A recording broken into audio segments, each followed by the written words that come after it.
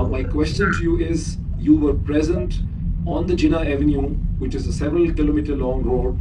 Where were you at the time? What was happening? What you saw? This is what my question to you is. Okay. Assalamu alaikum, Mohit. And in fact, I wanted to join you so that I could give you an account because we were present right there, closer to the front. You see, the problem everybody is talking about is a D chalk, this location. It's still a road. This is an avenue that runs to the center of Islamabad. That's the main road over there. So people, when they come for a protest, come on, next time you're going to say that you should book a space for it. There were thousands of people. I think there were over 100,000 people when they marched for a protest. And please keep in mind what the protest was for. Imran Khan had called the protest for the prisoners that are incarcerated in jail. These are political prisoners which have been incarcerated in jail, illegally incarcerated. Secondly, he said, you come for your stolen mandate, which is for democracy. And the third thing was for the rule of law, because we know that there are certain laws enforced in Pakistan, which is for the suppression of the Supreme Court. So these are people had come for their own rights. They were demanding an end to the fascism that we've all been suffering for the past 1.5 years. My brother's in jail. My nephew's in jail. My sister and I were picked up and taken to prison for 3 weeks.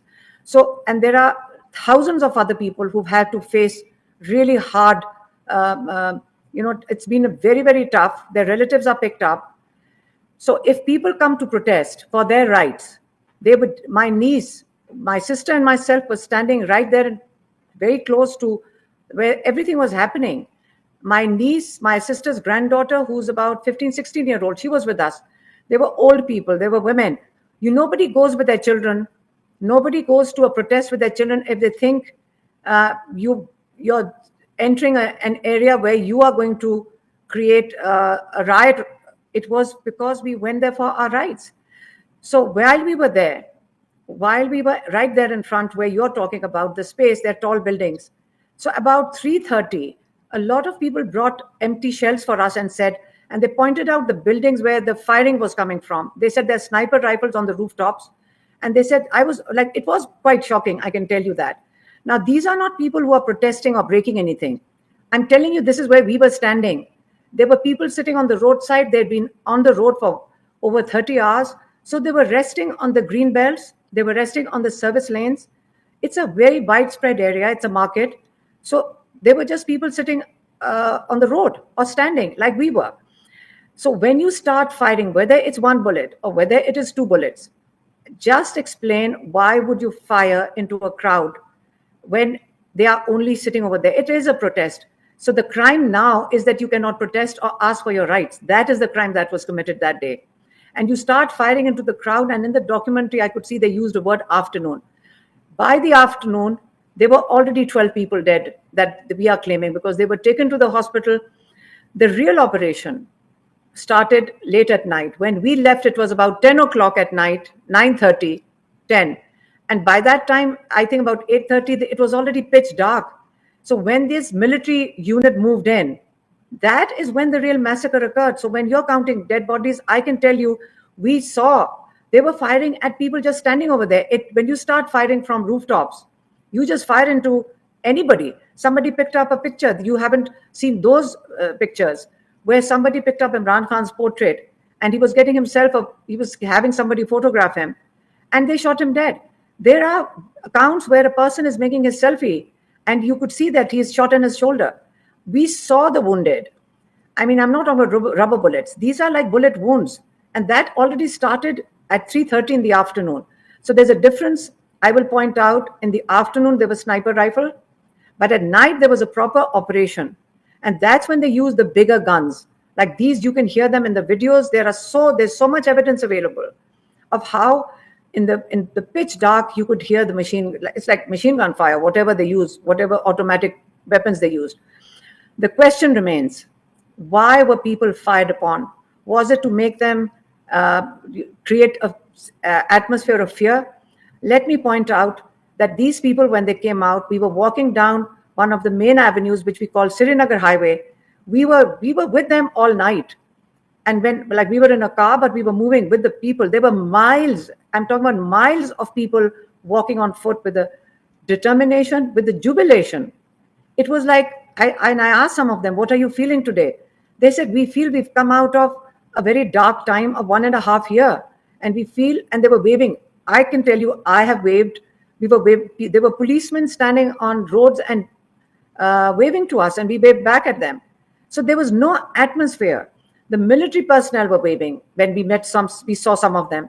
So there was it was a deception. I'm telling you, there was no atmosphere where you could feel that you're going into a trap. And I'm telling you, that was a trap, because otherwise we would not take our children with us. If we thought there was going to be gunfire, why would we take our children? This was the worst. This was going to be a day Pakistan remembers. We've just come out of Syria situation, and we are watching their prisons open up. Is that where they're mistaken if they think that Pakistan is going to head in that same direction? Pakistanis are not going to let that happen. We cannot deal with this sort of fascism. Post that date, there are people cannot be located. 200 is a conservative number. There are hundreds more that people are still looking for, because there are thousands in prison. When at the moment the relatives are trying to locate their loved ones in prison.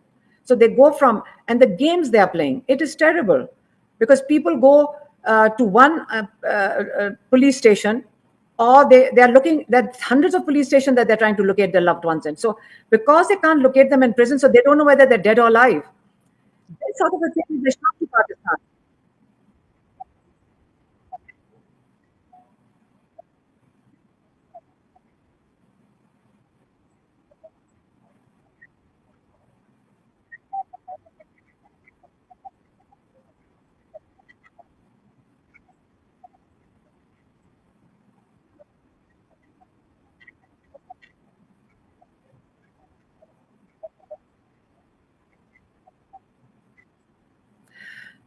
Let me tell you, there's the post-mortem report.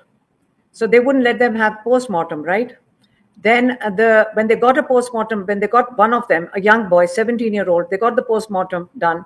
The hospital wouldn't give them the report. And their home was raided. They were threatened. The amount of threats, I mean, you can't imagine how the relatives are being treated. So the relatives are in absolute fear. Where do you take the families of the people who died? Where do you take the families of the ones who are injured?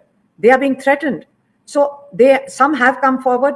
If people want to interview them, we've sort of, volunteers are saying that we will sort of fudge their faces, blur their voices and faces and have their interviews.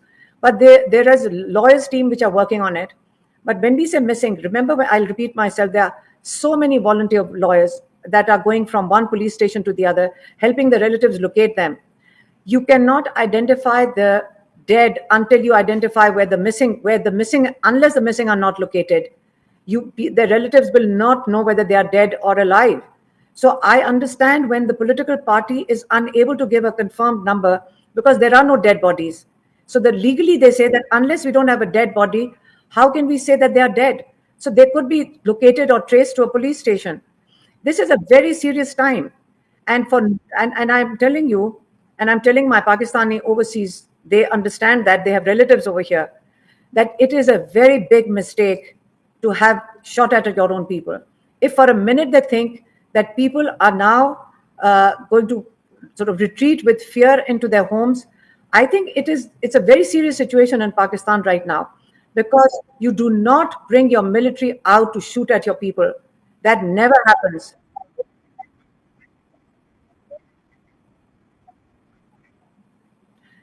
It was a peaceful protest. I keep saying we would not take a 14-year-old, 15-year-old to a protest.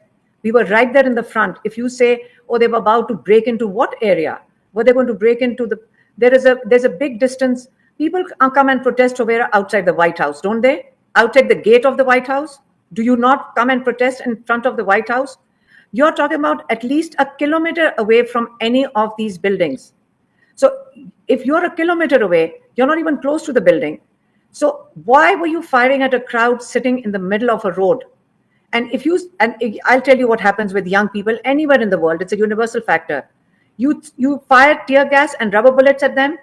They turn around and pick up the tear gas shells and throw it back. That becomes a game. Even I was telling them, there's a tear gas shell over there, throw it back. Because you want to save yourself.